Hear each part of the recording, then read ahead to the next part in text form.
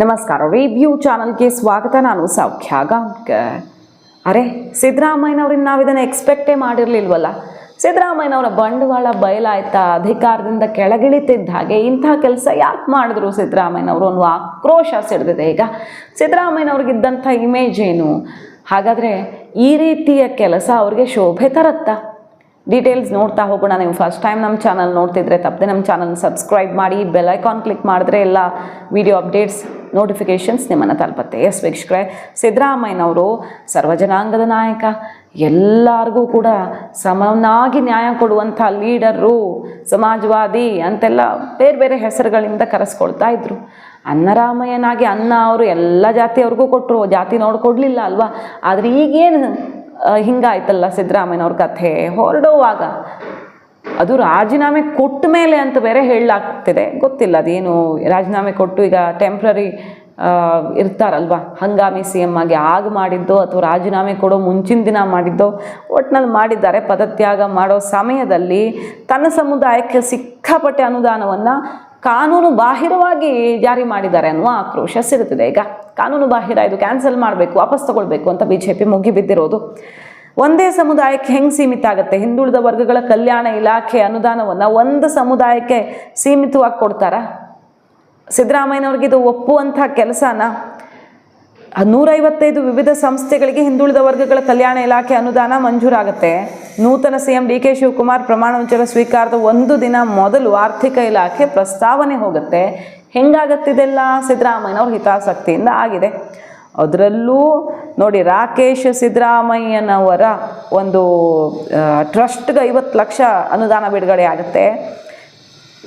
T Narasipura ತಾಲೂಕಿಗೆ 13 ಸಮುದಾಯ ಭವನಕ್ಕೆ ಅನುದಾನ ರಿಲೀಸ್ ಆಗುತ್ತೆ. ಕುರುಬ ಸಮುದಾಯದ 89 ಸಂಘ ಸಂಸ್ಥೆಗಳಿಗೆ ಅನುದಾನ ರಿಲೀಸ್ ಆಗುತ್ತೆ. ಸೊ ಒಂದು ಸಮುದಾಯದ ನಾಯಕರ ನೀವು ಸಿದ್ದರಾಮಯ್ಯನವರು ಇಷ್ಟು ವರ್ಷ ಸುದೀರ್ಘ ಅವಧಿಗೆ ರಾಜಕಾರಣ ಮಾಡೋದಕ್ಕಾಗಿದ್ದು ಈ ರಾಜ್ಯದಲ್ಲಿ ಒಂದೇ ಒಂದು ಸಮುದಾಯ ನಿಮ್ಮನ್ನು ಕೈ ಹಿಡಿದಿದ್ದಕ್ಕೆ ಅದು ಹೆಂಗೆ ನೀವು ನಿಮ್ಮ ಸಮುದಾಯಕ್ಕೆ ಒಂದೇ ಕೊಟ್ಟು ಹೋಗ್ತೀರಾ ಅನ್ನುವ ಆಕ್ರೋಶ ಈಗ ಸ್ವಾಮೀಜಿಗಳು, ಸಮುದಾಯದ ನಾಯಕರು, ಪ್ರತಿಪಕ್ಷಗಳೆಲ್ಲ ಕೇಳ್ತಾ ಇರೋದು. 71.85 ಕೋಟಿ ಅನುದಾನ ಮಂಜೂರಾಗಿದೆ 155 ವಿವಿಧ ಸಂಸ್ಥೆಗಳಿಗೆ. ಸಮುದಾಯ ಭವನ, ಹಾಸ್ಟೆಲ್ ನಿರ್ಮಾಣ, ಮೀಸಲಿಟ್ಟ ಬಜೆಟ್ನ 52% ಅನುದಾನ ಕೆಲವೇ ಸಮುದಾಯದ ಸಂಸ್ಥೆಗಳಿಗೆ ಮಂಜೂರು ಮಾಡಿದ್ದು ಶೋಭೆ ತರುತ್ತಾ ನಿಮಗೆ? ಉತ್ತರ ಕೊಡಿ, ತಕ್ಷಣ ಇದನ್ನು ವಾಪಸ್ ತಗೊಳ್ಬೇಕು DK ಶಿವಕುಮಾರ್ ಅನ್ನುವಂಥ ಆಗ್ರಹ ಕೇಳಿ ಬರ್ತಿರೋದು. ಇದು ದೊಡ್ಡ ಸುದ್ದಿ ಆಗ್ತಾ ಇದೆ. ಯಾಕೆ ಹಿಂಗೆ ಮಾಡಿದ್ರು ಸಿದ್ದರಾಮಯ್ಯನವರು ಅನ್ನೋ ಪ್ರಶ್ನೆ. ಈಗ ಹಿಂದುಳಿದ ವರ್ಗಗಳು ಅಂತ ಬಂದರೆ ಆ ಸಮುದಾಯಗಳು ಸಾವಿರಾರು, ಪಟ್ಟಿಯಲ್ಲಿರೋದು 1000ಕ್ಕೂ ಹೆಚ್ಚು ಜಾತಿಗಳು.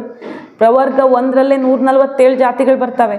ಎಲ್ಲರನ್ನ ಕಡೆಗಣಿಸಿ ತರಾತುರಿಯಲ್ಲಿ ಒಂದು ಜಾತಿಗೆ, ಕೆಲವಾರು ಜಾತಿಗಳಿಗೆ ಅದರಲ್ಲೂ ಒಂದು ಜಾತಿ ಹೆಚ್ಚು ಮಂಜೂರು ಮಾಡಿದ್ದು ಯಾಕೆ? ನೀವು ಹಿಂದುಳಿದ ವರ್ಗಗಳ ಪೈಕಿ ಕುರುಬ ಸಮುದಾಯಕ್ಕೆ ಮಾತ್ರ ಕಷ್ಟ ಕಾಣಿಸ್ತಿದೆಯಾ ನಿಮಗೆ? ಹಾಗಾದರೆ ಸಿದ್ದರಾಮಯ್ಯನವರು ಈ ರೀತಿ ತರಾತುರಿಯಲ್ಲಿ ಕೆಲಸ ಮಾಡಿ ಹೋಗ್ತಾರೆ ಅಂದರೆ ಸರಿನಾ? ಇದು BJP ಅವ್ರು ಕೇಳ್ತಿರೋದು ಇದನ್ನು ರಾಜೀನಾಮೆ ಕೊಟ್ಟ ಮೇಲೆ ಮಾಡಿದ್ದಾರೆ ಅವರು ಅಂತ. ಹಂಗಾಮಿ ಆಗಿದ್ದಾಗ ಮಾಡಿದಾರಾ? ಅದು ಹೆಂಗೆ ಮಾಡಿದ್ದಾರೆ, ಯಾವಾಗ ಮಾಡಿದ್ದಾರೆ ಅನ್ನೋದೆಲ್ಲ ಇನ್ನೂ ಡೀಟೇಲ್ಸ್ ಬರಬೇಕು. ಅಥವಾ ಈ ನಾಳೆ ರಾಜೀನಾಮೆ ಕೊಡ್ತೀನಿ ಅಂತ ಗೊತ್ತಾದಾಗ ತರಾತುರಿಯಲ್ಲಿ ಮಾಡಿರೋದಾ? ಒಟ್ಟಿನಲ್ಲಿ ಇದು ಕಾನೂನು ಬಾಹಿರ ಕೆಲಸ ಸಿದ್ದರಾಮಯ್ಯನವರು ಮಾಡಿರೋದು. ಮತ್ತು ದ್ರೋಹ ಈ ರಾಜ್ಯದ ಜನ ಯಾರನ್ನವರು ಯಾರು ತನ್ನ ದೇವರುಗಳು, ಮತದಾರ ದೇವರುಗಳು ಅಂತ ರಾಜ್ಕುಮಾರ್ ಅವ್ರ ಥರ ಡೈಲಾಗ್ ಹೊಡೆದ್ರಲ್ಲ, ಆ ದೇವರುಗಳಿಗೆ ಮಾಡಿದ ಅನ್ಯಾಯ ಅಂತ ಅನ್ನಿಸ್ತಾ ಇಲ್ವಾ? ಅದು ಹೆಂಗೆ ನೀವು ಕೊಡ್ತೀರಿ ಒಂದೇ ಒಂದು ಜಾತಿಗೆ? ಸಿದ್ದರಾಮಯ್ಯನವರು ಹಾಗಾದರೆ ಇಷ್ಟು ದಿನ ರಾಜಕಾರಣ ಮಾಡಿದ್ದು ಒಬ್ಬರನ್ನು ಓಲೈಕೆ ಮಾಡಿಕೊಂಡು ಬೇರೆ ಮುಖವಾಡ ತೊಟ್ಕೊಂಡ ಅನ್ನುವಂಥ ಪ್ರಶ್ನೆ ಎಲ್ಲ ಹೇಳೋ ರೀತಿ ಆಗಿದೆ. ಅವರಿದ್ದಾಗ ಸಿದ್ದರಾಮಯ್ಯನವ್ರಿಗೆ ಮುಸ್ಲಿಂ ಓಲೈಕೆ, ಅತಿಯಾದ ಮುಸ್ಲಿಂ ಓಲೈಕೆ ಮೂಲಕ ರಾಜ್ಯಕ್ಕೆ ಬೇಳೆ ಬೇಯಿಸ್ಕೊಂಡ್ರು ಅನ್ನೋ ಆರೋಪ ಬರ್ತಾಯಿತ್ತು. ಹಿಂದೂ ವಿರೋಧಿ, ಹಿಂದೂಗಳಿಗೆ ಪದೇ ಪದೇ ಅನ್ಯಾಯ ಮಾಡ್ತಿದ್ದಾರೆ ಅನ್ನುವಂಥ ಆರೋಪವನ್ನು ಸಿಕ್ಕಾಪಟ್ಟೆ ಸಲ ಅವರು ಎದುರಿಸಿದ್ದಾರೆ. ಈಗ ನೋಡಿದ್ರೆ ಇಳಿಯೋ ಸಮಯದಲ್ಲಿ ಕುರುಬರಿಗೆ ಮಾತ್ರ ಎತ್ತೆತ್ತಿ ಕೊಟ್ಟು ಕಣ್ಣು ಮುಚ್ಕೊಂಡು ಹಾಲು ಕುಡಿಯೋದು ಅಂತಾರಲ್ಲ, ಅಂಥ ಕೆಲಸ ಮಾಡಿ ಹೋಗಿದ್ದಾರೆ ಸಿದ್ದರಾಮಯ್ಯನವರು.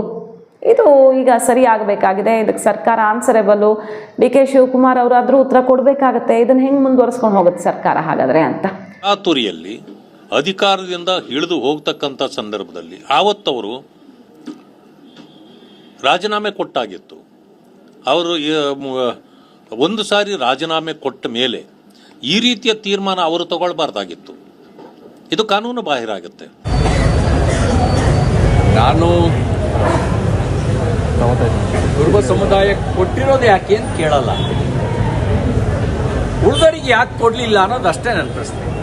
ನೀವು ಅವ್ರಿಗೆ ಕೊಟ್ಟರೆ ಸರಿ ಇದೆ, ಕೊಡಿ, ಉಳಿದವರಿಗೂ ಕೊಡಿ. ನಿಮ್ಮ ಜಾತ್ಯತೀತತೆ ಅಂದ್ರೆ ಇದೇನಾ?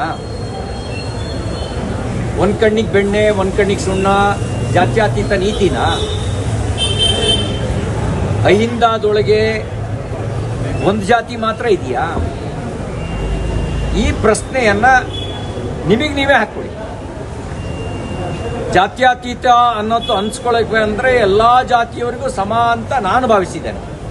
ನಿಮ್ಮ ದೃಷ್ಟಿಯಲ್ಲಿ ಜಾತ್ಯತೀತ ಅಂತ ಅನ್ಸ್ಕೊಳ್ಬೇಕು ಅಂದರೆ ಎಲ್ಲ ಜಾತಿಯು ಸಮ ಅಂತ ಪರಿಭಾವಿಸಬೇಕಾಗಿಲ್ಲ. ಒಂದು ಕಣ್ಣಿಗೆ ಬೆಣ್ಣೆ ಒಂದು ಕಣ್ಣಿಗೆ ಸುಣ್ಣ ಈ ನೀತಿಯನ್ನು ಅನುಸರಿಸಿದ್ರೆ ಮಾತ್ರ ಜಾತ್ಯತೀತ ಆಗ್ತಾನಾ ಕಾಂಗ್ರೆಸ್ಸಿಗರ ಪರಿಭಾಷೆಯಲ್ಲಿ?